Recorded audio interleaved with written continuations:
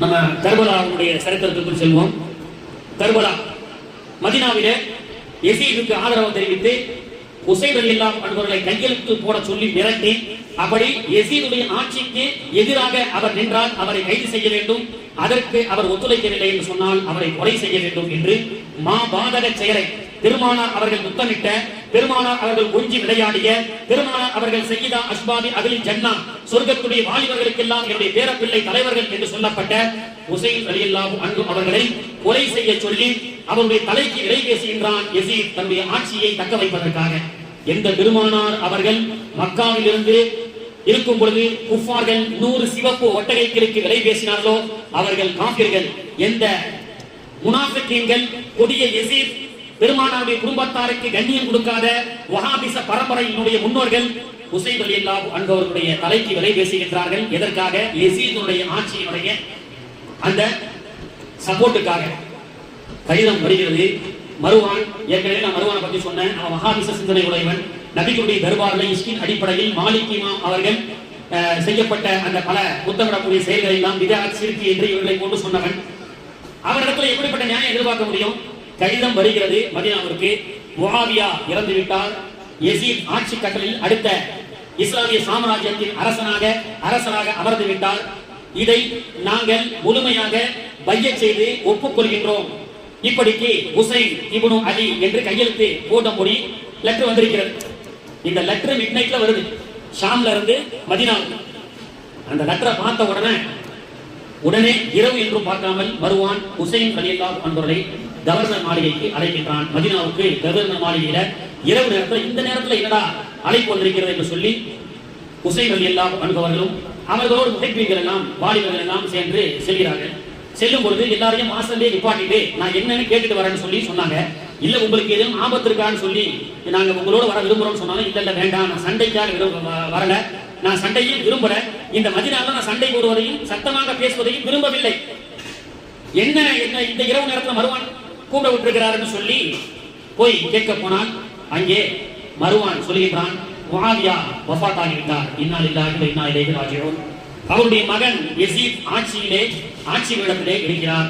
அவருக்கு ஆதரவாக நீங்கள் கையெழுத்து போட வேண்டும், பையத் செய்து கொடுக்க வேண்டும், இல்லை என்றால் உங்களை கைது செய்வோம், அதற்கும் நீங்கள் ஒத்துழைக்கவில்லை என்று சொன்னால் உங்களை கொலை செய்வோம் என்று சொல்ல உசைர் ரலியல்லாஹு அன்ஹு அவர்கள் மறுத்து விடுகிறார்கள். யஸீதுடைய ஆட்சி என்பது எனக்கு விருப்பமில்லை என்றாலும் அவருக்கு எதிராக நான் ஆட்சி செய்வதையும் விரும்பவில்லை, நான் மதீனாவிலே அமைதியாக என்னுடைய மார்க்க பணிகளை, ஷரியாவுடைய பணிகளை செய்து கொண்டிருக்கின்றேன் அப்படி என்று உசைர் ரலியல்லாஹு அன்ஹு அவர்கள் கையெழுத்து போட, உடன்படிக்கை போட மறுத்து விடுகின்றார்கள்.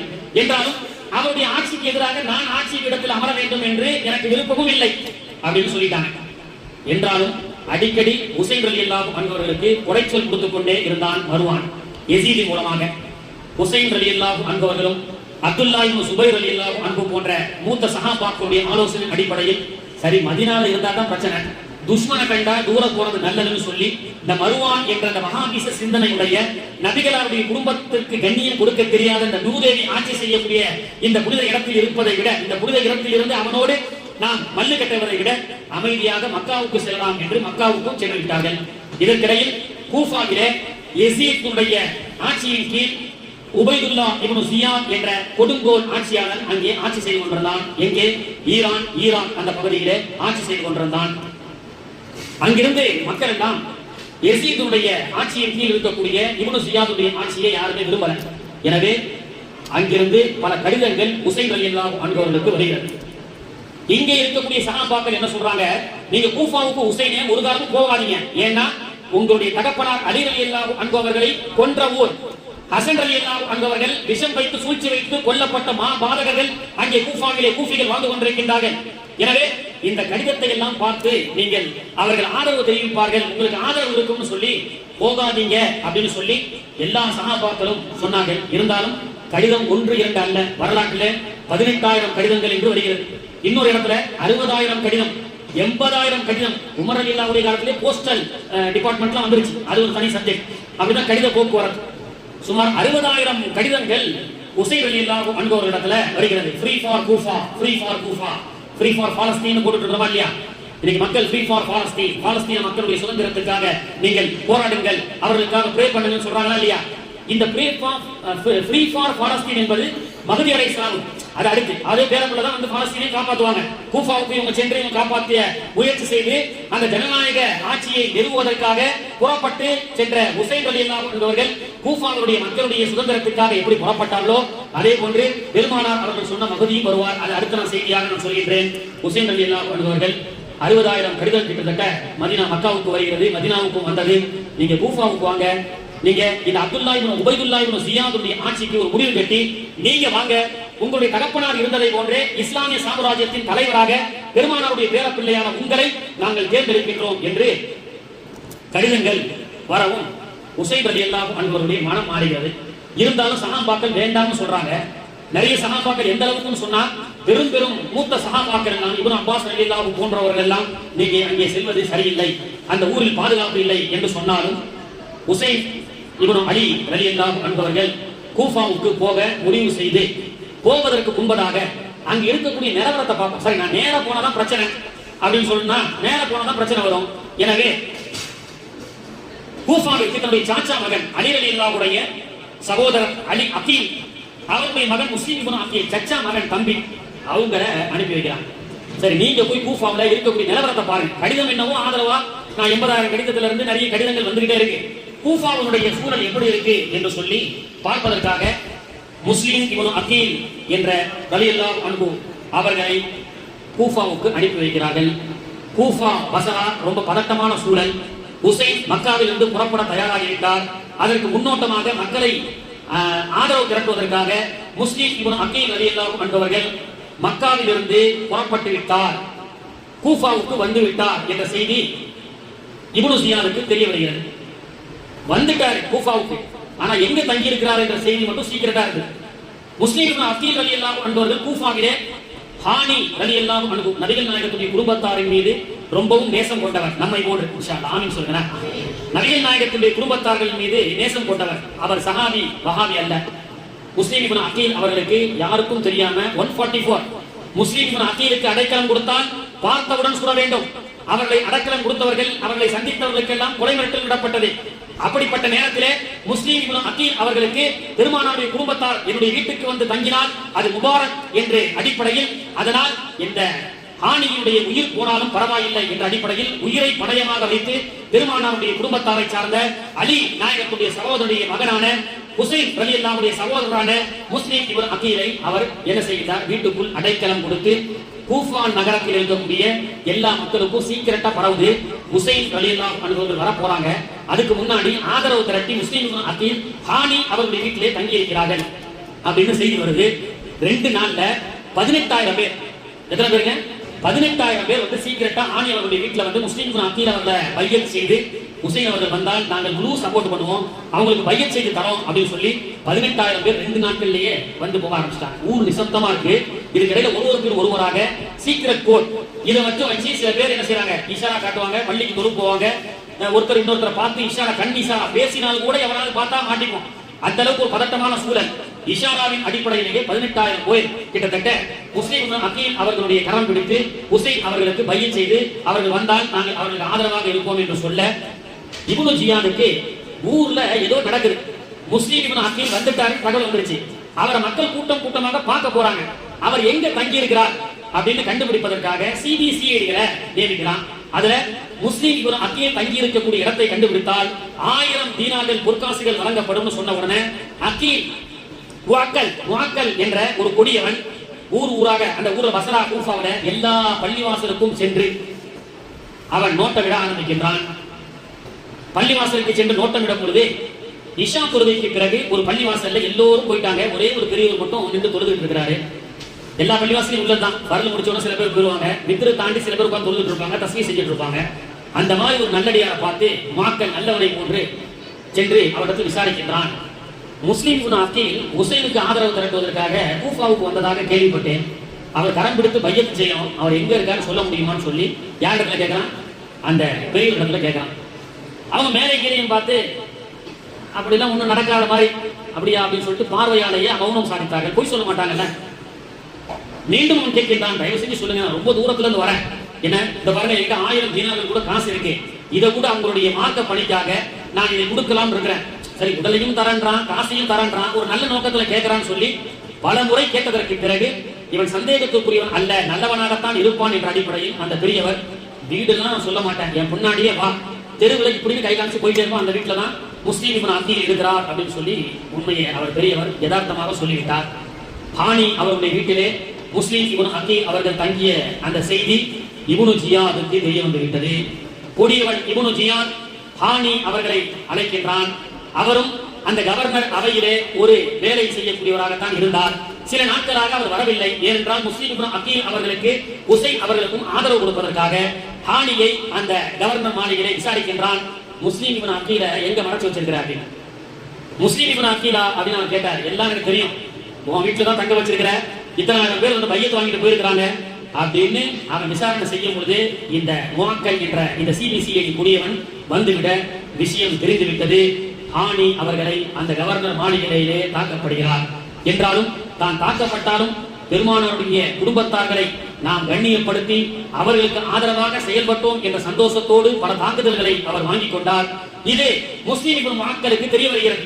முஸ்லீம் இப்னு முஅக்கல் ஹானி மாட்டிக்கொண்டார், நமக்கு அடைக்கலம் கொடுத்தவர் மாட்டிக்கொண்டார் என்று சொல்லி கூஃபாவிலே ஒரு குரல் எடுக்கின்றார்கள். என்னோடு யாரெல்லாம் பையத் செய்தீங்களோ எல்லோரும் புறப்படுங்கள் என்று சொன்ன உடனே 40,000 பேர் முஸ்லீம் இப்னு முஅக்கலுக்கு ரலியல்லாஹு அன்ஹுவுக்கு ஆதரவாக எல்லோரும் வர ஆரம்பிச்சிட்டாங்க கவர்னர் மாளிகையை நோக்கி.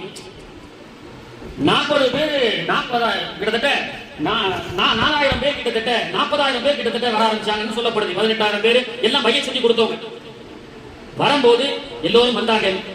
முஸ்லீம் இப்னு அகீல், ஓ இப்னு ஜியாதே, உன்னுடைய கொடுங்கோல் ஆட்சிக்கு சாவு மணி அடிப்பதற்காக உசைன் ரலியல்லாஹு அன்ஹுவர்கள் விரைவில் வர இருக்கின்றார்கள். உடனடியாக நீ உன்னுடைய பதவியை ராஜினாமா செய்து இந்த மக்களுக்கு நல்லாட்சியை கொடு, இல்லை என்றால் நீ ராஜினாமா செய் அப்படின்னு சொல்லும் பொழுது அவன் பயந்துட்டான். ஏன்னா பின்னாடி ஆயிரக்கணக்கான பேர் முஸ்லீம் இப்னு முஅக்கலுக்கு ஆதரவாக வந்திருக்கிறார்கள். அப்பொழுது ஆளுநர் மாளிகையில வெறும் 50 பேர் தான் இருக்கிறாங்க. அப்பவே எல்லோரும் தாக்குதல் நடத்திட்டாங்கன்னு சொன்னா அந்த சாம்ராஜ்யம் அப்போதே க்ளோஸ் ஆயிருக்கும். கர்பலா என்பதே வந்திருக்காரு. ஆனா இப்னு ஜியாத் என்ன செஞ்சாங்கன்னா, பின்னாடி வந்த அந்த கூஃபா வாசிகளிடத்திலே சில மிரட்டல் விடுத்தாங்க. உங்களால யசீதுடைய ஆட்சிக்கோ என்னுடைய ஆட்சிக்கோ ஏதேனும் குந்தகம் விளைவிக்கப்பட்டால் உங்களை யாரையும் நான் சும்மா விட மாட்டேன். ஷாம்ல இருந்து 10,000 படைகளை இறக்குவேன், கூஃபாவை சுத்தி எல்லாத்தையும் கபரஸ்தானா மாத்திடுவேன்னு பயம் கொடுத்த உடனே எல்லாரும் போயிட்டாங்க. முஸ்லீம் இப்னு அகீல் திரும்பி பார்த்தா வந்த அத்தனை பையத் செய்தவர்களும் தடம் புரண்டு அந்த மிரட்டலுக்கு பயந்து சென்று விட்டார்கள். முஸ்லீம் இப்னு அகீல் மட்டும் தனியாக மாட்டிக்கொண்டார். அவர் கொடுமையான முறையிலே முதலாவதாக கர்பலா களத்துக்கு செல்லாமல் கர்பலாவுக்கு முன்பே உசைன் ரலியல்லாஹுடைய குடும்பத்தை சார்ந்த அவர் அந்த இப்னு ஜியாத் என்ற குடியவனால் கொலை செய்யப்பட்டு இறுதி சடங்குன்னு சொல்லுவாங்க. காபிரா இருந்தாலும் யூதனா இருந்தாலும் ஒருத்தனை கொலை செஞ்சா அவனுடைய இறுதி சடங்கை மரியாதையாக செய்ய வேண்டும் என்றால் மனித தர்மம். அந்த தர்மத்தை கூட செய்யாத இப்னு ஜியாத் என்ற கயவன் முஸ்லீம் இப்னு அகீல் அவர்களுடைய தலையை துண்டாக வெட்டி ஒரு இடத்தில் வீசினான், உடலை துண்டாக வெட்டி ஒரு இடத்தில் வீசினான் என்ற வரலாறு. பிறகு இரவு நேரத்திலே மக்கள் அவருடைய உடலை மரியாதையோடு அடக்கம் செய்தார்கள் என்ற வரலாறை நாம் பார்க்க முடிகிறது.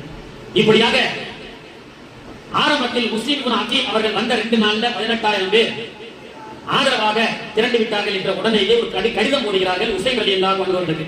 கூஃபா ஆதரவாக இருக்கிறது, 10,000 பேர் நீங்க வந்தா உங்க இடத்துல பையத் செய்வதற்கு ரெடியாக இருக்கிறாங்கன்னு சொல்லி கடிதத்தை 2 நாள்ல அனுப்பிட்டாங்க. 3-4 நாள் கழிச்சுதான் இந்த அசம்பாவிதங்கள் நடைபெறுகிறது. அல் கூஃபி லா யூஃபி, கூஃபா காரனை என்றும் நம்பாதே, அவன் உன்னை கழுத்தறுத்து விடுவான்.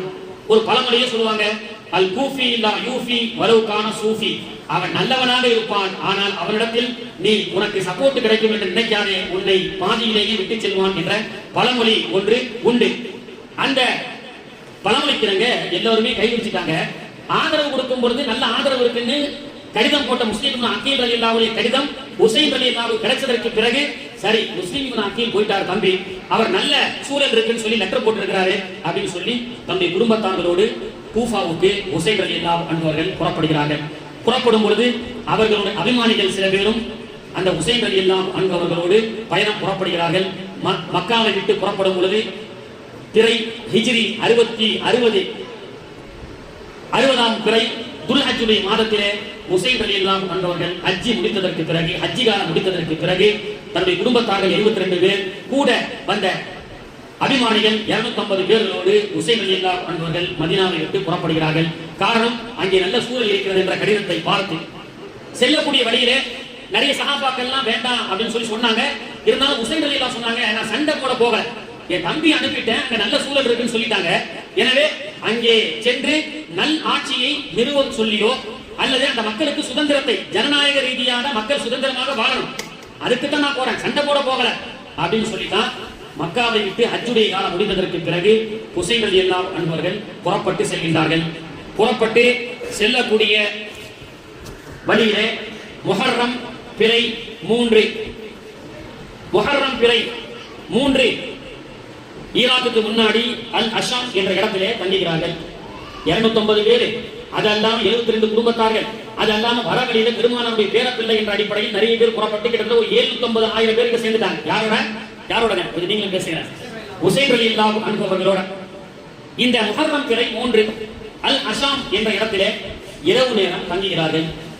தங்கும் பொழுது திடீரென்று தஹஜ்ஜுடைய நேரத்திலே உசைன் ரலியல்லாஹு அன்ஹு அவர்கள் சத்தமிட்டு இன்னா லில்லாஹி வ இன்னா இலைஹி ராஜிஊன் என்ற சத்தத்தோடு விழிக்கிறார்கள். உடன் இருந்த 750 இருந்து 1000 பேர்களும் அந்த இரவிலே எழுந்து வச்சு திடுக்கிட்டு என்ன உசைன் ஆகிவிட்டது ரலியல்லாஹு அன்ஹு என்று கேட்கும் பொழுது உசைன் ரலியல்லாஹு சொன்னாங்க, கர்பலா நமக்கு சேர்த்தி இல்லை, அநேகமாக இன்னும் சில தினங்களிலே நாங்கள் எல்லாம் மௌத்தாக போகின்றோம் என்று எனக்கு தெரிகிறது. அது மட்டுமல்லாமல் முஸ்லிம் இப்னு அகீல் அவர்கள் கொலை செய்யப்பட்டிருக்கிறார்கள், அவர்களுக்கு அடைக்கலம் கொடுத்த ஹானியும் கொலை செய்யப்பட்டிருக்கிறார்கள் என்ற கடிதமும் பிறகு அவர்களுக்கு கிடைக்கிறது. உசைன் ரலியல்லாஹு சொன்னாங்க, என்னோடு வருவது உங்களுக்கு உயிருக்கு பாதுகாப்பு இல்லை, செல்லக்கூடியவர்கள் நீங்கள் சென்று விடுங்கள் அப்படின்னு சொன்ன உடனே எல்லாருமே போயிட்டாங்க. 750 பேர்கிட்ட எல்லோருமே போயிட்டாங்க. உசைன் ரலியல்லாஹுடைய குடும்பத்தார்கள் 72 பேர்கள் மட்டுமே இருக்கின்றார்கள். எல்லோரையும் போக சொல்லிட்டாங்க. உசைன் ரலியல்லாஹு என்னோட வராதீங்க, ஆபத்து காத்திருக்கிறது அப்படின்னு சொல்லி உசைன் ரலியல்லாஹு சொன்ன உடனே ஆபத்துக்கு பயந்து எல்லோரும் சென்று விட உசைன் ரலியல்லாஹு அன்ஹு அவர்கள் அந்த 72 நபர்களோடு முஹர்ரம் பிறை 7 அன்று தஜ்லான் நதிக்கரையோரம் கர்பலா என்ற அந்த இடத்துக்கு முன்பதாக சங்கமிக்கிறார்கள். தன்னுடைய ஆட்சிக்கு குந்தகம் விளைவிக்கக்கூடிய உசைன் தன்னுடைய குடும்பத்தார்களோடு வந்து கொண்டிருக்கிறார் என்ற செய்தியை கேட்டு கொடுங்கோல் யசீத் அங்கிருந்து 1000 கணக்கான மக்களை இங்கே கூஃபாவுக்கு அனுப்பி வைக்கின்றான். கூஃபாவிலே 4000 படைகளோடு உபைதுல்லா இப்னு ஜியாத் என்ற இந்த குடியவன் இப்னு சஅத் என்பவருடைய கொடுங்கோலுடைய தலைமையிலே அனுப்பி வைக்கப்படுகிறது. பிறை 7 தஜ்லான் நதி கரையோரம் உசைன் அவர்களுக்கும் அவருடைய பிள்ளைகளுக்கும் அங்கிருந்து தண்ணீர் கொடுப்பதை கடலில் இருக்கிறார்கள். சுத்தி 4000 படை, சிரியாவிலிருந்து கொடியவன் யசீத் மூலமாக வரப்பட்ட படைகள் 5000க்கும் மேற்பட்ட படைகள் சுத்தி வளைத்தது. பக்கத்தில் இருக்கக்கூடிய தண்ணீர் தடுக்கப்பட்டது. எந்த ரஹ்மத்துல் ஆலமீன் இந்த உலகத்திற்கு வந்து அந்த அருளால் இந்த உலகத்தில் தண்ணீர் கிடைத்ததோ, அந்த ரஹ்மத்துல் ஆலமீனால் இந்த உலகத்திற்கு உணவு கிடைத்ததோ, அந்த ரஹ்மத்துல் ஆலமீனால் இந்த உலகத்திற்கு பரக்கத்து கிடைத்ததோ, அந்த ரஹ்மத்துல் ஆலமீனால் இந்த உலகத்திற்கு எல்லா பலங்களையும் அல்லாஹ் அவர்கள் மூலமாக பிச்சையாக போட்டானோ, அந்த பிச்சையை பெற்றுக் கொண்ட இந்த சமூகம் அந்த கர்பலாவுடைய தஜல் நதியிலே ஒரு விடர் தண்ணீர் கொடுக்க மாட்டோம் என்று சொல்லி 500 பேர் செக்யூரிட்டிகளை அங்கே போடப்பட்டது. இப்படியான நிலையிலே முஹர்ரம் பிறை 7 உசைன் ரலியல்லாஹு அன்ஹு அவர்கள் 72 பேரோடு இருக்க இப்னு சஅத் என்று சொல்லக்கூடிய கொடியவனுடைய தலைமையிலே 4000 பேர் வர இப்னு சஅத் உசைன் ரலியல்லாஹு அன்ஹு அவர்களை, உசைனே உங்களை கைது செய்து வரும்படி எனக்கு கட்டளையிடப்பட்டது, நீங்க ரசூலுல்லாஹ்வுடைய பேரப்பிள்ளை, எனவே உங்களை அடித்து சங்கிலிட்டு கண்ணிய குறைவாக கைது செய்வதை நான் விரும்பவில்லை, லேசா எனக்கு கொஞ்சம் ஈரத்தன்மை ஒட்டிருக்கு, எனவே நீங்க அப்படியே சரண்டர் ஆயிருங்க, இப்னு ஜியாத் இடத்துல போய் எது வந்தாலும் பேசிக்கலாம்னு சொல்லும் போது உசைன் ரலியல்லாஹு சொன்னாங்க, நான் ஏன் கைதாகணும், நான் என்ன தப்பு பண்ணேன், கொடுங்கோல் ஆட்சியை மக்கள் பிடிக்காமல் எனக்கு கடிதம் எழுதினார்கள், இப்பவும் ஒன்னும் ஆட்சிக்கு குந்தகம் விளைவிப்பதற்கு நான் வரவில்லை, நான் மார்க்க பணி ஷரியாவுடைய பணியை செய்து கொண்டிருக்கின்றேன், நான் கூஃபாவில் இருக்கக்கூடாதுன்னு சொல்றீங்களா, நான் இங்க இருக்க மாட்டேன், நான் ஆட்சி முக்கியம் இல்லை, நல்ல முறையில் ஆட்சி செய்யுங்கன்னு பேச்சுவார்த்தை நடத்த தான் வந்திருக்கேன், நீங்க அந்த பேச்சை கேட்டு மக்களுக்கு சிறப்பான ஆட்சியை வழங்குங்க, சிறப்பா செய்யுங்க, நான் மதீனாவில் இருக்கக்கூடாது பிரச்சனைக்கு இருக்குன்னு சொல்றீங்களா, நான் மதீனாவிலே இல்ல, மக்கள் இருக்கக்கூடாதுன்னு சொல்றீங்களா, உங்களுக்கு ஆதரவாளர்கள் குறைவாக இருக்கா, நான் மக்காவிலே இல்ல, உலகத்துல ஏதோ ஒரு திசையில மார்க்க ஷரியாவுடைய பணியை நான் செய்து கொள்கின்றேன். ஏன் இதெல்லாம் வலியுறுத்தி சொல்றேன்னா, உசைன் பதவிக்காக அவ்வளவு சஹாபாக்கள் தடுத்திருந்தும் போனார் என்று சில முனாஃபிகீன்கள் பேசுகிறார்கள். பதவிக்கு ஆசைப்பட்டு போல, மக்களுடைய சுதந்திரத்திற்காக சென்றார். ஜனநாயக ரீதியாக மக்களுக்கு நிம்மதியான ஆட்சி வர வேண்டும் என்பதற்காக சென்றார். எனவே தான் இந்திரா காந்தி சொன்னார், he is a universal hero. 13 காயங்களையும் தாங்கி போரிலே ஒரு வீரர் தன்னுடைய குடும்பத்தையும் தன்னுடைய வீரர்களையும் தற்காத்துக் கொள்வதற்கு போராடிய ஒரே மாவீரர் ஹுசைன் ரலியல்லாஹு அன்ஹு அவர்கள். 13 ஈட்டிகள், 13 அம்புகள் உடலில் குத்தப்பட்ட நேரத்திலும் தன்னுடைய சோல்ஜர்களை பாதுகாப்பதற்காக, அந்த மக்களுடைய சுதந்திரத்துக்காக பாடுபட்ட யூனிவர்சல் ஹீரோ அப்படின்னு சொல்லி யார் சொல்றார்? இஸ்லாம் அல்லாத இந்திரா காந்தி அவர்கள் சொல்கிறார்கள். ஆனால் சமூகத்தில் ஆலிம்கள் என்ற பெயரிலே முனாஃபிகீன்கள் ஹுசைன் ரலியல்லாஹு அன்ஹு அவர்கள் பதவிக்காக சென்றார் என்று சொல்லப்படுகிறது. விரையில் அன்று நான் பதவிக்காக வரலப்பா அப்படின்னு இப்னு ஜியாத் சொன்ன உடனே இப்னு ஜியாத் வந்து சொன்னா, ரொம்ப நல்லதா போச்சே, ஏன் பெருமானுடைய பேரப்பிள்ளையோட ரத்தத்தை இந்த பூமியில சிந்தணும்? உடனே இப்னு ஜியாத், இப்னு சஅத் படை தலைவன், 4000 பேருக்கு தலைவரா போயிருக்காங்க சோல்ஜர்ஸ்ல, அவன் போய் கூஃபாவுடைய இப்னு ஜியாத் இடத்துல சொன்னான், ஹுசைன் ரலியல்லாஹு அன்ஹு அவர்கள் நபிகள் நாயகத்துடைய பேரப்பிள்ளைப்பா, அவரிடத்துல இவ்வளவு கடினமா நடந்து கொள்வது தப்பு. அவர் தான் ஆட்சிக்கு குந்தகம் விளைவிக்க மாட்டேன்னு சொல்றாரு. அவர் வந்து நிம்மதியாக அனுப்பி விட்டீங்கன்னா அந்த போர் தேவையில்லை அப்படின்னு சொல்லும் பொழுது ஹுசைன் ரலியல்லாஹுடைய தலைக்கு விலை வைக்கப்படுகிறது. இப்னு சஅத் என்ற அந்த கொடுங்கோல் லனுக்கு 4000 படைக்கு தளபதி தாங்கி சென்று ஹுசைன் அவர்களை கைது பண்ண போனானே, அவன் இடத்துல கொஞ்சம் ஈரம் இருந்தது. இப்னு ஜியாத் இடத்துல வந்து சொன்னா, ஹுசைன் ரலியல்லாஹு அன்ஹு அவர்கள் தான் குந்தகம் விளைவிக்க மாட்டேன் போறன்னு சொல்றாங்க. சமரச பேச்சுக்கு அவர் வருகிறார். எனவே பெருமானாருடைய பேரப்பிள்ளையை நம்ம கொலை செஞ்சு அந்த பாவத்துக்கு நம்ம ஆளாக வேண்டாம், அவரை விட்டுறலாம். அவர் உங்களை டிஸ்டர்ப் பண்ண மாட்டேன்னு சொல்றாரு. கூஃபாவிலேயே இருக்க மாட்டேன், மதீனாவுக்கு இருந்தா உங்களுக்கு தொந்தரவு சொல்றீங்களா, மதீனா மக்கா எங்கேயும் வேற எங்கேயாவது போயிடுறேன் அப்படின்னு சொல்லும் பொழுது ஷிமார் என்ற ஒரு கொடியவன் இப்னு ஜியாதுக்கு ஒரு ஆலோசனை கொடுக்கிறான். வழியே வந்தவரை விட்டுட்டு அவர் எங்க போனாலும் அவருக்கு சப்போர்ட் அதிகம், உனக்கு எதிராக நாளைக்கு பல லட்சம் பேரை திரட்டி கொண்டு வந்து இந்த சூழ்ச்சிக்கு வஞ்சகத்தை பழிவாங்குவதற்கு ஹுசைன் கூடும், வழியே வந்து மாற்றிருக்கிறாரு, அவரை போய் நீ விட்டு வைக்கிறிய அப்படின்னு சொல்லி இப்னு சஅத் என்ற அந்த கொடியவனுக்கு ஹுசைன் ரலியல்லாஹுடைய தலையை பேரம் பேசப்படுகிறது. நீ மட்டும் ஹுசைன் ரலியல்லாஹு அன்ஹு அவர்களை கொலை செய்து அவருடைய தலையை கொண்டு வந்தால் ஈராக் பக்கத்துல வளமான பூமி என்று சொல்லக்கூடிய ராய் என்ற இடம் இன்னும் இருக்கு. ராய் அப்படின்ற இடம் கூகுள்ல சர்ச் பண்ணி பாருங்க, வாய்ப்பு தான் அங்க போய் பாருங்க. வளமான பூமி, அந்த வளமான பூமி என்னுடைய ஆளுநராக உன்னை நியமிக்கின்றேன் என்று பதவி ஆசை காட்டப்பட்டது. இந்த பதவி ஆசை தான், பதவி ஆசை காட்டப்பட்டது.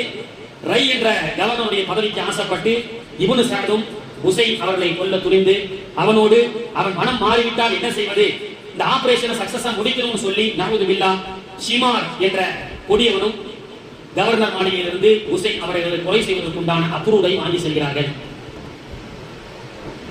திரை 9.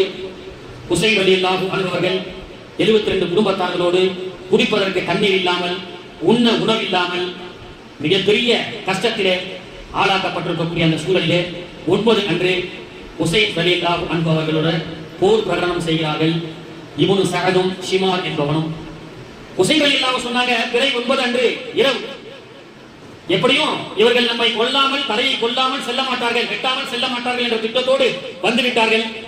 கண்ட கனவு பலிக்கப் போகிறது. அல்லாஹ்வுடைய அழைப்பை நாம் ஏற்றுக்கொள்ளப் போகின்றோம், நம்முடைய பாட்டனாரை சந்திக்க செல்ல இருக்கின்றோம் என்ற செய்தி தெரிந்தவுடன் ஹுசைன் ரலியல்லாஹு அன்ஹு அவர்கள் பிறை 9 அன்று அவரிடத்திலே சொன்னார்கள், எனக்கு இன்று ஒரு நாள் அவகாசம் கொடுங்கள், நாளை ஆஷுராவுடைய நாள், முஹர்ரமுடைய 10.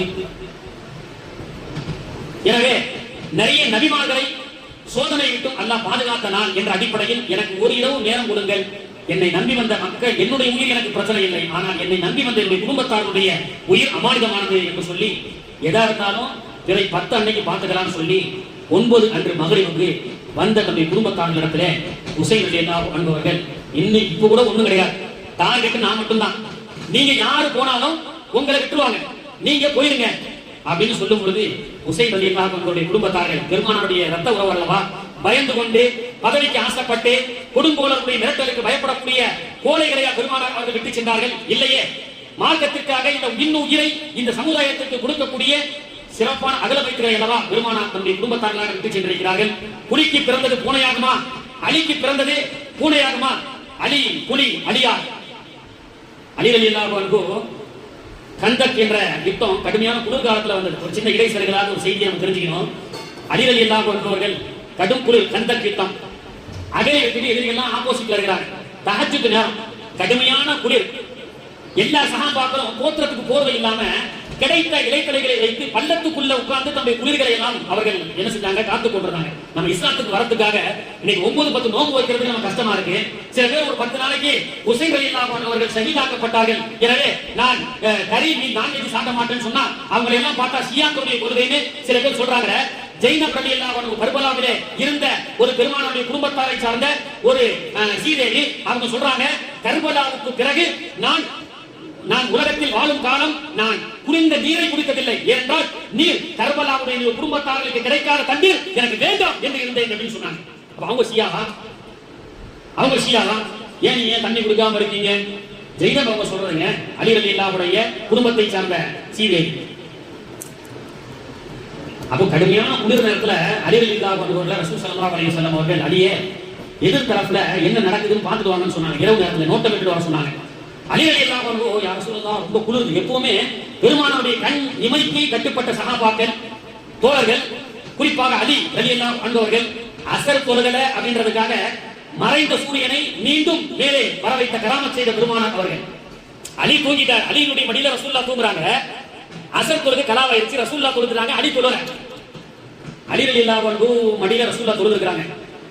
இப்ப நம்ம மாதிரி ஆளா இருந்தா ரசூலுல்லாஹ் எதிரிங்க தொழுகை டைம் ஆச்சுன்னா அஸர் தொழுகல. ரசூலுடைய தூக்கம் முக்கியம், தொழுகையை விட பெருமானாருடைய தூக்கம் முக்கியம். எழுந்திருச்சு ரசூலுல்லாஹ் எதிரிங்க மகரிப் ஆயிடுச்சு, என்ன அலியே யா ரசூலுல்லாஹ் அஸர் தொழுற. பெருமானாருடைய குடும்பத்தார்கள் தொழுகையை பேணக்கூடியவர்கள். இந்த நிலையிலும் கர்பலாவிலே ஜமாத் நடத்தி உசைன் ரலியல்லாஹு அன்ஹு அவர்கள் என்னோடு யார் வந்து சேர்ந்து தொழுதாலும் தொழலாம் அப்படின்னு சொல்லி எதிர்த்தரப்பு மக்களுக்கும் ஜமாத்துக்கு கூப்பிட்டவர்கள் உசைன் ரலியல்லாஹு அன்ஹு அவர்கள். தொழுகிறவங்க முன்னாடி தொழுவன்னு சொன்னாங்க. ரசூலுல்லாஹ் என்ன அலியே அஸர் தொழுகை போயிடுச்சு, மகரிப் ஆயிடுச்சு, அவ்வளவுதான், கவலைப்படாதீங்க. ரசூலுல்லாஹ் கையை காட்டுகிறார்கள், மறைந்த சூரியன் மேலே வருகிறது. அலியாருக்காக அஸரை அல்லாஹ் மீண்டும் அத்தை கொடுத்தான். அலியார் தொழுதார் என்ற வரலாறு இருக்கா இல்லையா? அப்படிப்பட்ட அலியார் கண் அசைவுக்கு கூட பெருமானாருக்கு கட்டுப்பட்ட அலியார் அந்த கந்தக்கூடிய அகலி யுத்தத்திலே யா ரசூலுல்லாஹ் குளிர் ஜாஸ்தியா இருக்குன்னு சொன்னாங்க. பெருமானார் அவர்கள் அலியாருடைய முதுகுல தட்டி, அலியே போங்க, குளிர் எல்லாம் ஒண்ணும் செய்யாதுன்னு அலி ரலியல்லாஹு சொன்னாங்க. ரசூலுல்லாஹ்வுடைய முதுகுல முபாரக்கான முதுகுல தட்டி, குளிர் எல்லாம் உங்களுக்கு ஒண்ணும் செய்யாது எப்போ தட்டினாங்களோ அதுல இருந்து மௌத்தாகிற வரைக்கும் நான் போத்திட்டே படுத்தது கிடையாது. -டிகிரி குளிர்ல கூட, ஈராக் எப்படிப்பட்ட குளிர், டிசம்பர் காலத்துல போய் பாருங்க, -டிகிரி, அந்த குளிர்ல கூட நான் போத்திட்டு படுத்தது கிடையாது. ஏன் தெரியுமா? முபாரக்கான பெருமானார் அவர்கள் அதற்கான தாக்கத்தை தன்னுடைய முபாரக்கான கரத்தை கொண்டு என்னுடைய முதுகிலே தட்டினார்கள். அப்படிப்பட்ட அலி நாயகத்திற்கு பிறந்த புலி பூனையாகுமா உசைன் ரலியல்லாஹு அன்ஹு அவர்கள் 9 அன்று இரவு முழுக்க 10 இரவு அன்று இரவு முழுக்க இபாதத் செய்து 10 ஆஷுராவுடைய ஃபஜரை இமாம் ஜமாத்தோடும் தொழுதார்கள். இன்னொரு குறிப்பிலே, அநேக குறிப்பிலே ஆஷுராவுடைய பெருமானார் அவர்கள் வைத்த சுன்னத்தான நோன்பையும் வைத்தார்கள். தஜ்லான் நதிக்கரையோரம் ஒரு மிடர் தண்ணீர் கூட கொடுக்க மாட்டோம் என்ற அந்த கயவர்களுக்கு மத்தியிலே தண்ணீர் கிடைக்காத அந்த சூழலில் கூட பாட்டனார் அவர்கள் சொல்லிக் கொடுத்த சுன்னத்தை விடாமல் கடைபிடித்தவர்கள் உசைன் ரலியல்லாஹு அன்ஹு அவர்கள். அப்படிப்பட்ட உசைன் ரலியல்லாஹு அன்ஹு அவர்கள்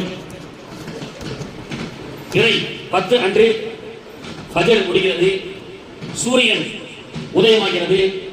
72 தன்னுடைய குடும்பத்தார்களோடு உசைன் ரலியல்லாஹு அன்ஹு அவர்களுடைய அந்த கர்பலா யுத்தம் ஆரம்பமாகிறது. இந்த செய்தியை கேட்டால் நம்முடைய மனமெல்லாம் உடைந்துவிடும், சுக்குநூறாக உடைந்துவிடும். இஸ்லாம் அல்லாதவர்களுடைய கண்களிலும் கர்பலா உன்னுடைய சரித்திரம் கண்ணீரை வரவழைக்கும். அப்படி வரவழைத்த கண்ணீர்களுக்கு அல்லாஹ் கொடுத்த பரிசு ஹிதாயத் என்ற பரிசு. அல்லாஹ் தஆலா அப்படிப்பட்ட ஹிதாயத்தை நமக்கு தருவானாக. சூரியன் உதயமாகிறது. அலி நாயகத்துடைய புதல்வர் ஹுசைன், கர்பலாவுடைய வீரர் ஹுசைன் ரலியல்லாஹுடைய படையிலிருந்து ஜுபைர் இப்னு கய்யூம் அவர்கள் எச்சரிக்கை செய்கிறார்கள். அந்த படையிலிருந்து ஜுபைர் இப்னு கய்யூம் அவர்கள் எச்சரிக்கை செய்கிறார்கள் எதிர் அணியிலே, அட மாதா பாவிகளா, அடே பாவிகளா, நீங்கள் யாரை கொலை செய்ய வந்திருக்கிறீர்கள் என்று தெரியுமா?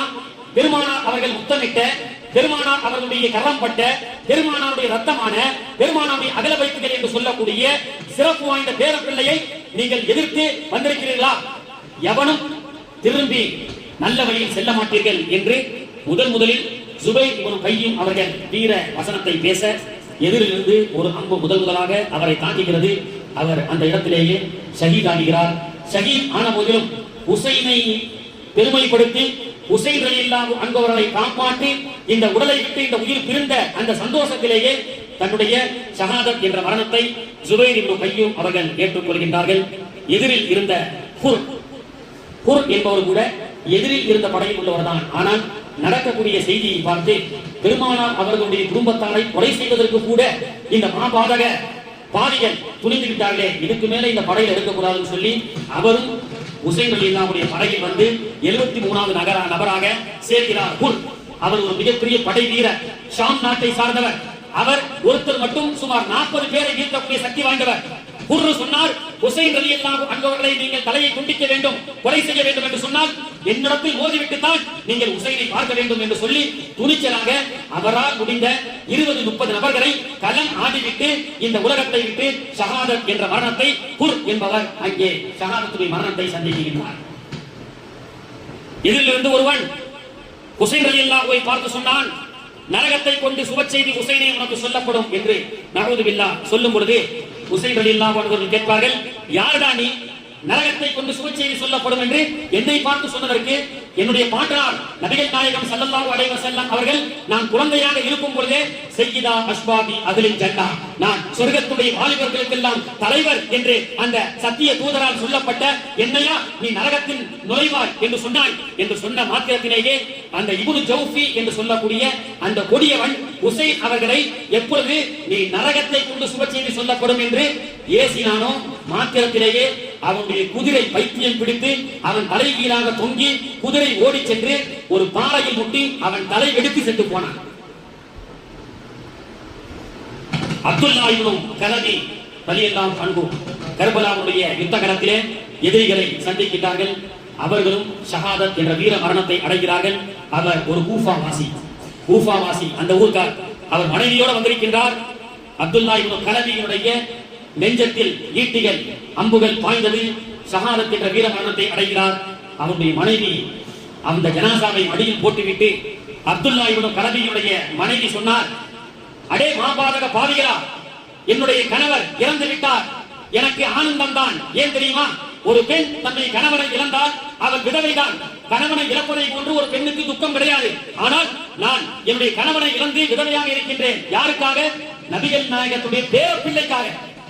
நபிகள் நாயகத்துடைய பேர பிள்ளையுடைய உயிரை காத்த போது என்னுடைய கணவன் ஷஹாதத் அடைந்தார் என்ற மகிழ்ச்சி எனக்கு போதும் என்று வசனத்தை பேசிக் கொண்டிருக்கும் பொழுது அவருடைய மனைவியும் அங்கே கொல்லப்படுகின்றார். அடுத்தபடியாக ஒருவர் பின் ஒருவராக இவர்களிலிருந்தும் அவர்கள் சுமார் 50-100 பேர்கள் தாக்கப்பட்டு கொலை செய்யப்பட்டாலும் என்ன செய்வது? 72 பேர், அங்கே 4000 5000 பேர். அடுத்து ஒரு அறிவிப்பு வருகிறது, ஹுசைன் என்றோடு நீ குழந்தை சந்ததி அற்றவராக உன்னை ஆக்குகின்றேன் பார் என்று ஹுசைன் ரலியல்லாஹுடைய மகன் ஆன சையதுனா அலி அஸ்கர் ரலியல்லாஹு அன்ஹு, அலி அக்பர் ரலியல்லாஹு அன்ஹு, பெரிய அலி என்றும் சின்ன அலி என்றும் தன்னுடைய பிள்ளைகளுக்கு பேர் வைத்து பாப்பாவுடைய பெயரை வைத்திருக்கின்றார்கள். கண்ணியத்திற்குரியவர்களே, பேர் வைப்பது கூட இன்னைக்கு இப்ராஹிம் நபியுடைய பேர் வைப்பது இதெல்லாம் ஓல்டு ஃபேஷன் ஆகிறது. அலி நாயகத்துடைய பேரை வைக்கிற ஓல்டு ஃபேஷன். ஹசன் ஹுசைன் வைப்பதற்கு இன்னைக்கு தயார் இல்ல. என்னென்னவோ கூகுள்ல கன்றாவியான பெயர்களை எல்லாம் இன்னைக்கு பிள்ளைகளுக்கு சூட்டுகின்றோமே. முஹர்ரமுடைய மாதத்திலே பிறக்கப்பட்ட அந்த குழந்தைகளுக்கு நாம் ஹசன் என்று வைப்போம். அல்லாஹ் நாடினால் இந்த சபையிலே பெண்கள் நிறை மாத கர்ப்பிணியாக இருந்தால் நீங்கள் நியத் வைத்துக் கொள்ளுங்கள், இந்த கர்பலாவுடைய வரக்கத்தை கொண்டு என் வயிற்றில் வரக்கூடிய பிள்ளைக்கு நான் ஹசன் என்றும் ஹுசைன் என்றும் வைப்பேன் என்று நீங்கள் நியத் வைத்துக் கொள்ளுங்கள். ஏனென்றால் கர்பலா களத்தில் கூட ஹுசைன் ரலியல்லாஹு அன்ஹு அவர்கள் தன்னுடைய பிள்ளைகளை அலி அஸ்கரை இறந்தார்கள், அலி அக்பரை இறந்தார்கள். பிள்ளைகள் நம்முடைய பிள்ளைகள் தான் நம்முடைய இறந்து போன நம்முடைய தாய் தந்தையை நினைவுபடுத்தக்கூடியவர்கள் இல்லையா? இறந்து போன என்னுடைய தந்தை இறந்து விட்டார், எனக்கு ஒரு ஆண் குழந்தை பிறந்தால் நான் என்ன சொல்வேன்? என்னுடைய தந்தை தான் என் மகன் ரூபத்தில் பிறந்திருக்கிறார் என்று சொல்ல மாட்டேனா?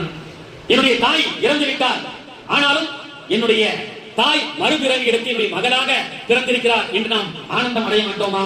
அப்படித்தான் அலி அக்பர் என்றும் அலி அஸ்கர் என்றும் ஜெய்னப் என்றும் குடும்பத்துடைய பெயர்கள் எல்லாம் அகல வைப்புகளை பின்னிய பெருமானாருடைய சஹாபாக்களுடைய அந்த குடும்பத்தை சார்ந்த பெயரை பின்னிய அவருடைய பெயர்கள் எல்லாம் அமையப்பட்டிருக்கிறது. அல்லாஹ் இனிமேல் குழந்தை பாக்கியத்தை எதிர்பார்த்து புதியதாக திருமணம் ஆன தம்பதிகளுக்கும் பெண்கள் இங்கே இருந்தாலும் சரி, அடுத்து பிள்ளைகள் உங்களுக்கு பிறந்தாலும் சரி, இந்த கர்பலாவுடைய வரக்கத்தை கொண்டு நீங்கள் நீயத் வையுங்கள், எனக்கு குழந்தை பிறந்தால் நான் ஹுசைன் என்ற பெயரை வைப்பேன் என்று வைக்கலாமா இன்ஷா அல்லாஹ்? ஏனென்றால் கர்பலாவிலே கூட ஒரு நிறைமான கர்ப்பிணி இருந்தார். கர்பலாவிலே நிறைமான கர்ப்பிணி இருந்தார். அலி அக்பர் ரலியல்லாஹு அன்ஹு, அலி அஸ்கர் ரலியல்லாஹு அன்ஹு, ரெண்டு பேரும் ஹயாத்தாக வந்த இருவர்களும் மௌத்தாகி ஷஹீதாக சடலங்களாக உடலை எடுத்து ஓரம் கட்டும் பொழுது திடீரென்று ஒரு சத்தம் கேட்கிறது. ஒரு பெண்ணுடைய சத்தம், ஒரு பெண்ணுடைய அலறல் சத்தம். என்ன சத்தம் என்று பார்த்தால் அந்த கர்பலா களத்திலே நிறைமாத கர்ப்பிணியான ஒரு பெண்மணி, பெருமானாருடைய குடும்பத்தை சார்ந்த ஒரு சீதேவி குழந்தை பெற்றெடுக்கிறார். கர்பலா களத்திலே பிறக்கிறது குழந்தை. கர்பலா களத்திலே எந்த குழந்தைக்கும் கிடைக்காத பாக்கியம் அலி நாயகம் பிறந்ததை போன்று யாருக்கும் கிடைக்காத பாக்கியம். அலி நாயகம் காபாவுக்கு உள்ளே பிறந்தார்கள் இல்லையா? எந்த நபருக்கும் கிடைக்காத பாக்கியம். அலி அவர்கள் பெருமானார் அவர்களுடைய கரங்களால் குளிப்பாட்டப்பட்டார்கள். எனவே அலி அவர்கள் பெருமானார் அவர்களை குளிப்பாட்டினார்கள். இந்த குடும்பத்திற்கு அவ்வளவு பெரிய பாக்கியத்தை அல்லாஹ் கொடுத்தான். குளிப்பாட்டுறதுன்னு சும்மாவா? பாலடைஞ்ச கிணறு பதிலுக்கு பக்கத்துல இருந்தது. யார் சொல்லலாம், கிணறு இருக்கு, தண்ணி ரொம்ப நஜீஸா இருக்குன்னாங்க. ஸல்லல்லாஹு அலைஹி வஸல்லம் உமிழ்நீரை உமிழ்ந்தாங்க. இன்னைக்கு வரைக்கும் அது சுத்தமான தண்ணீரா இருக்கு. 1400 ஆண்டுகளை கடந்து பெருமானாருடைய உமிழ் நீர் எச்சையினுடைய வரக்கத்தை கொண்டு அந்த தண்ணீர் பிகிரி ஷிஃபா ஹாஜிகள் பதிலுத்ததை கொண்டு வந்து தருகிறார்கள். அப்படிப்பட்ட பெருமானார் அவர்களுடைய கரம் பட்ட, பெருமானார் அவர்கள் கரம் பட்டு வளர்ந்த அலி நாயகம் காபாவிலே பிறந்தார்கள் என்று சொன்னால் கர்பலாவிலே ஒரு குழந்தை பிறந்தது. இந்த கர்பலா என்ற யுத்தகலத்தில் பிறந்த குழந்தையை சையதுனா ஹுசைன் ரலியல்லாஹு அன்ஹு அவர்கள் எடுத்து வந்து வலது காதிலே வாங்கும், இடது காதிலே இகாமத்தும் சொல்கிறார்கள். போர்க்களத்தில் கூட பெருமானாருடைய சுன்னத்தை ஹயாத்தாக்குகிறார்கள், அகல வைத்துகள். அவர்கள் பெருமானாருடைய சுகபத்தை பெற்ற அகல வைத்துகள். ஆனால் இன்று சில வஹாபிச மூதேவிகள் வந்து சொல்லுகிறது, குழந்தை பிறந்து வலது காதில வாங்க, இடது காதில வாங்க இகாமத்து சொல்றதெல்லாம் ஆதாரம் கிடையாதுன்னு சொல்லி மூதேவிகள் சொல்கிறார்கள். அதை நம்முடைய தாய்மார்கள் யூடியூப்ல கேட்கிறாங்க, ரொம்ப அழகா பயன் செய்யறாங்க. கர்பலா யுத்த காலத்தில் கூட பிறந்த குழந்தைக்கு ஹுசைன் ரலியல்லாஹு அன்ஹு அவர்கள் வலது காதிலே வாங்கி இடது காதிலே இகாமத்து சொல்லி அப்துல்லா என்று பெயர் வைக்கின்றார்கள். பெருமானாருடைய தந்தையுடைய பெயரை சூட்டுகின்றார்கள் அப்துல்லா. குடும்பத்திலே அகல வைத்துடைய பெயரை வைக்க வேண்டும். பெருமானாருடைய பெற்றோர்களும் நன்மக்கள் தான். அப்துல்லா அப்படின்னு பேர் வைத்து மாத்திரத்திலேயே எதிரியிலிருந்து வந்த ஒரு அம்பு, ஹுசைனை நோக்கிய வந்த அந்த அம்பு அப்துல்லா என்ற அந்த பிறந்த குழந்தையின் மீது பாய்ந்தது.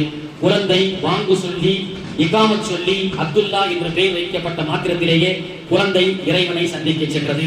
இன்னா லில்லாஹி வ இன்னா இலைஹி ராஜிஊன்.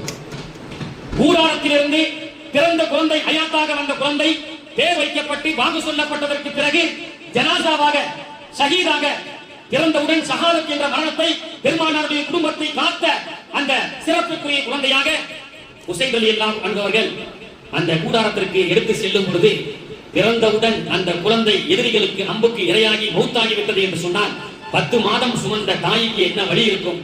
ஆனாலும் அந்த தாய் 10 மாதம் சுமந்த அந்த தாய் கூட நான் பெற்றெடுத்த குழந்தை பெருமானாருடைய பேரப்பிள்ளையுடைய உயிரை காத்து அது ஷஹாதத் அடைந்திருக்கிறது என்ற பெருமையை கொண்டவர்கள் தான் கர்பலாவிலே உள்ள தாய். அந்த தாயுடைய ஈமானை அல்லாஹ் நமக்கு தரட்டும்.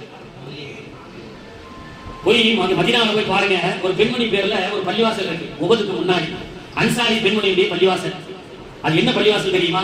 உஹதுக்கு போறதுக்கு ஒரு 1/2 கிலோமீட்டருக்கு முன்னாடி லெஃப்ட் சைடுல ஒரு பள்ளிவாசல் இருக்குங்க. அந்த பள்ளிவாசல் என்ன தெரியுமா? பெருமானார் அவர்கள் உஹதுக்காக செல்லும் பொழுது தன்னுடைய கணவன், தன்னுடைய பிள்ளை, தன்னுடைய மகன், தன்னுடைய தந்தை, வீட்டுல இருக்க எல்லாத்தையும் அனுப்பிட்டாங்க. எல்லா மகரமான ஆணையம் ரசூலுல்லாஹ் அங்க இஸ்லாத்துக்காக போர் செய்ய போறாங்க, போங்க அனுப்புறாங்க இல்லையா? சரித்திரம் நமக்கு தெரியும். கணவனும் போயிட்டாரு, மகனும் போயிட்டாங்க, அத்தாவும் போயிட்டாரு, உடன் பிறந்த சகோதரனும் போயிட்டாங்க. போர் முடிந்த உடனே அந்த அம்மா ஓடி போய் போகும்பொழுது உங்க அத்தா இறந்துட்டாரு, இன்னா லில்லாஹி வ இன்னா இலைஹி ராஜிஊன் ரசூலுல்லாஹ் இருக்கிறாங்க. உங்க மகன் இறந்துட்டார், இன்னா லில்லாஹி வ இன்னா இலைஹி ராஜிஊன் ரசூலுல்லாஹ் இருக்கிறாங்க. உங்கள் சகோதரன் இறந்துட்டார், இன்னா லில்லாஹி வ இன்னா இலைஹி ராஜிஊன் ரசூலுல்லாஹ் இருக்கிறாங்க. உங்களுடைய கணவரும் இறந்து விட்டார், வீட்டில் இருந்து சென்ற 4 ஆண் மக்களும் மகரமான மக்களும் இறந்து விட்டார்கள். ஒரு பெண்ணுக்கு எப்படிப்பட்ட துக்கமாக இருக்கும்?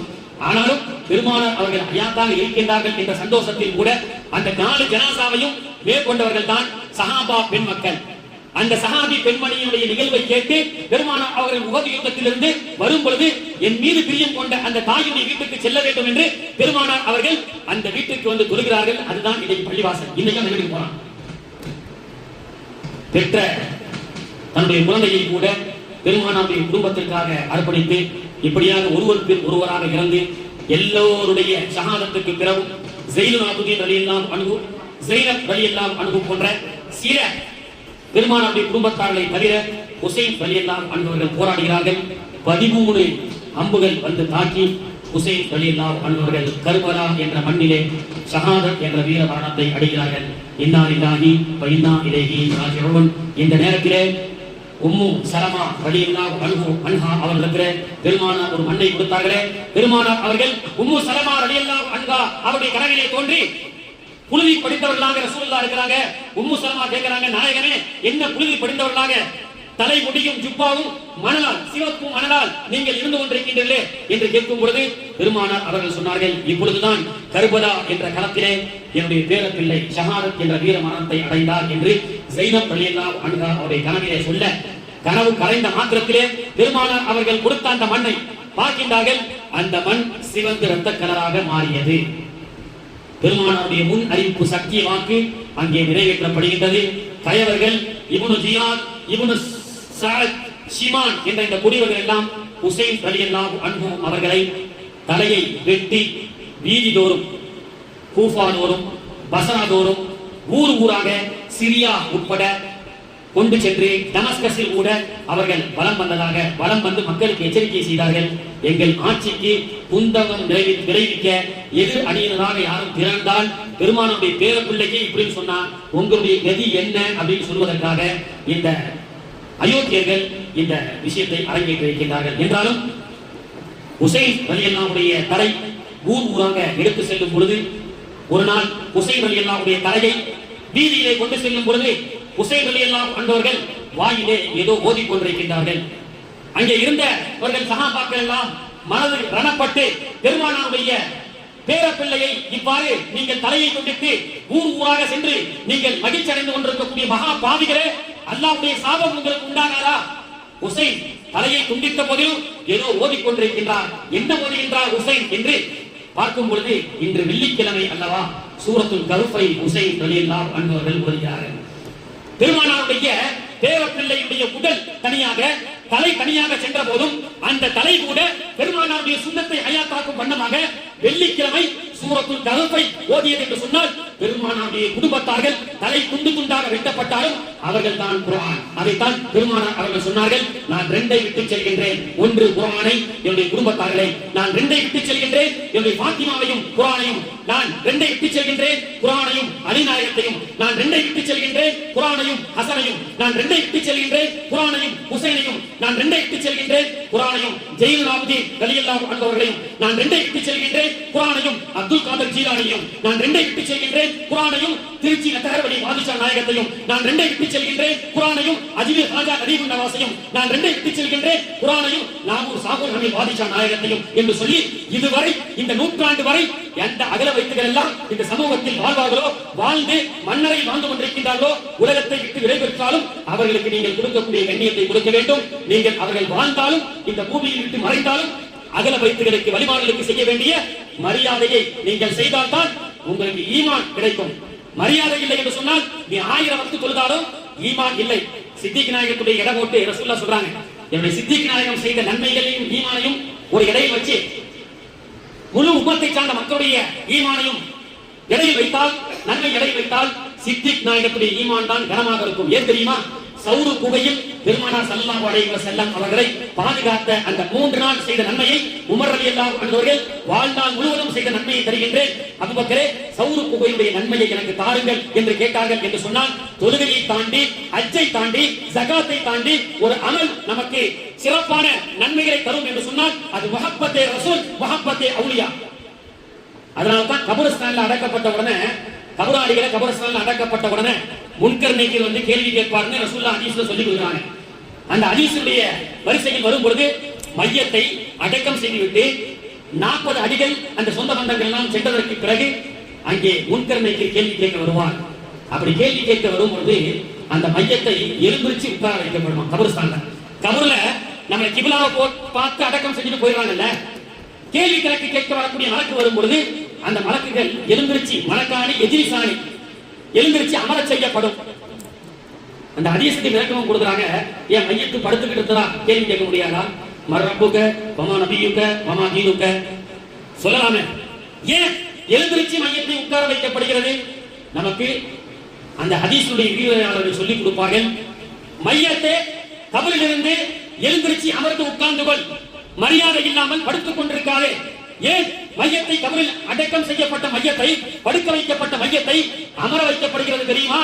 கேள்வி கணக்கு முடிந்ததற்கு பிறகு ஈருலக சர்தார் ரஹ்மத்துல் ஆலமீன் நபிகள் நாயகம் ரசூலுல்லாஹி ஸல்லல்லாஹு அலைஹி வஸல்லம் அவர்கள் அந்த கபரிலே ஆமீன் ஆகுவார்கள். பெருமானார் அவர்கள் உன்னுடைய கபருக்கு வருகை விஜயம் தரும் பொழுது ஒளிங்கீனமாக படுத்துக் கொண்டிருக்காதே, வஹாபியை போன்று ஒளிங்கீனமாக படுத்துக் கொண்டிருக்காதே, சுன்னத் வல் ஜமாத்தை போன்று ஓ பந்தா உட்டே பே ஹுசூர் பாக் ஸல்லல்லாஹு அலைஹி வஸல்லம் அவர்கள் உன்னுடைய கபருக்கு வர இருக்கிறார்கள் என்று பெருமானாருடைய மரியாதைக்காகத்தான் இந்த உலகத்தில் ஜிந்தாவாக இருந்தாலும் ஹபீபுக்காக மௌத்தாகி மண்ணுக்கு சென்றாலும் ஹபீபுடைய இஷ்கிக்காக மரியாதைக்காகத்தான் நம்ம எழுந்திருச்சு உட்கார வைக்கப்படுகிறது என்ற செய்தி நமக்கு சொல்லிக் கொடுத்து நல்ல ஒழுக்கங்களை பேணி நன்மக்களை கண்ணியப்படுத்த வேண்டும், நன்மக்களுடைய ஆசிகளை பெற வேண்டும், நன்மக்களுடைய துஆக்களை பெற வேண்டும். அல்லாஹ் தஆலா கர்பலா சுஹதா அவருடைய ஹுசைன் ரலியல்லாஹு அன்ஹு மற்றும் பெருமானாருடைய அகலவைத்துடைய தியாகத்துடைய வரக்கத்தை கொண்டு நாம் அனைவர்களுக்கும் ஏக இறைவனுடைய ஈமானையும் சுன்னத் வல் ஜமாத் என்ற சத்திய கொள்கையும் அல்லாஹ் தஆலா நமக்கும் நம்முடைய வாரிசுகளுக்கும் எல்லா நேரங்களிலும் தந்து அருள் புரிவானாக. கர்பலா என்ற பெயரிலே இரட்டை வேடம் போட்டு முனாஃபிக்தனமாக சஹாபாக்களை உயர்த்தி பேசுகின்றோம் என்ற பெயரிலே பெருமானாருடைய குடும்பத்தாரை தரம் தாழ்த்தி பேசக்கூடிய முனாஃபிக்குகளை கூட்டத்தை விட்டும் அல்லாஹ் தஆலா நாம் அனைவர்களையும் பாதுகாத்து அருள் புரிவானாக. வாய்ப்பளித்ததற்கு நன்றி கூறி விரைவிலே வாங்கதாவானா அல்ஹம்துலில்லாஹி ரப்பில் ஆலமீன். அஸ்ஸலாமு அலைக்கும் வரஹ்மத்துல்லாஹி வபரகாத்துஹு.